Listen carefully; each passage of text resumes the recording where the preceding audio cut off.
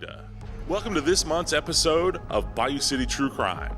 I'm your host, Tony Rackets, and today I'm serving up episode 15, Men in Cars and the Lone Star Lolita. Here's an Action 5 news report to help set the scene. The Sheriff's Department wants you to be on the lookout for local missing person, wealthy businessman William S. Kubrick IV, who was last seen driving a black Porsche with a teenaged girl as a passenger on Friday, April the 13th, leaving this area. The whole concept, the whole execution, the idea of like a, siren type beat. I always am rocking with a siren story. Um, so, you know, that whole genre is right up my alley. And then also the execution of having it be like a true crime podcast telling us about it, like that narrative technique, I think really worked to frame everything. And we added to, because if you had just done it straight up, it would have been one thing. But I think like if you had just done it a straight narrative of just we're watching this siren girl, that's one thing. But then I think having the true crime podcast as a framing device was really clever and really well done. You do a great job of subverting expectations and going about this preconceived idea of with like a male-female relationship within the genre, like who is going to be good and who is going to be bad, and you flip that. And you do it in a way that wasn't expected. And I think that was really fun. I think it was a fun twist. I think the journey up to that was really fun. I think it was acted really well. I didn't sense anything coming until that moment. I think it was shot really well. I think this was a really interesting take on this genre. I really enjoyed the bait and switch that was Men in Cars. You watch this expecting. I also really loved their spin on these true crime documentaries and episodes. But yeah, you start this expecting it to be the child who's the victim, and you're trying to figure out, which of these predators is the one who essentially puts her in harm, only for the big twist to be that she herself is the hunter and these predators are the victims. Well, not victims, but they essentially get a taste of their own medicine. And I really liked that because you're so used to it. Kind of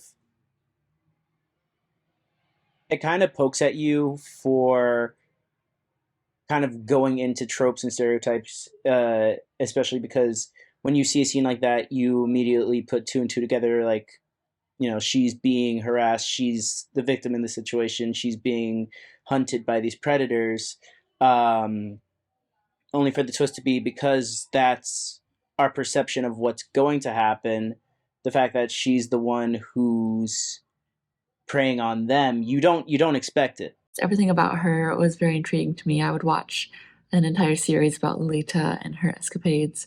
So I thought her as a character was a very intriguing serial killer. I also love the fact that it was told as if it was a true crime podcast. And in Cars, that was an interesting lens. And so many people listen to true crime. Having a faux true crime short film was a really great idea. I also love the fact that Lolita is recruiting. So at the end, we see her leave her backpack at a playground, which is very interesting as well. I loved the style of this film overall.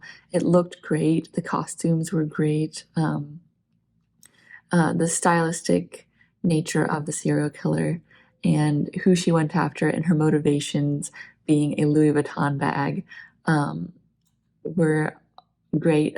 Totally went with the vibe and the tone of this film. The woman is actually the killer here, and she is the one preying on the men, even though they're the ones trying to get in on some action. These are men that are married with kids, crossing lines of boundaries here, and knowing that it's kind of coming from this girl in a school uniform type aspect. There's pedophilia into it as well. And so we kind of see how this serial killer is being made based on what she's wearing and how she presents herself. And it's kind of shown that she is ultimately the villain in all of this, and the serial killer, like killing these men after their encounters with her. And she even keeps trophies from each of the men that she's come across that have left a mark on her, so to speak.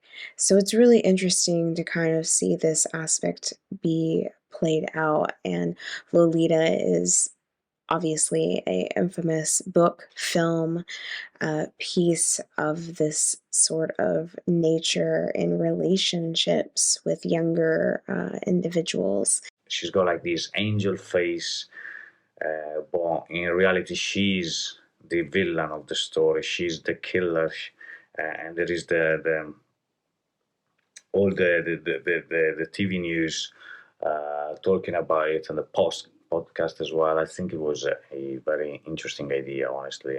I really enjoyed it. The performances are great, but also the direction, the way the movie structure, jumping between podcast and sorry, TV news, not TV show, and then back into the main character and all these men in the cars. I think it was very well done. This was definitely spooky, and also comedically humorous. I liked how it managed to strike that balance with the topic.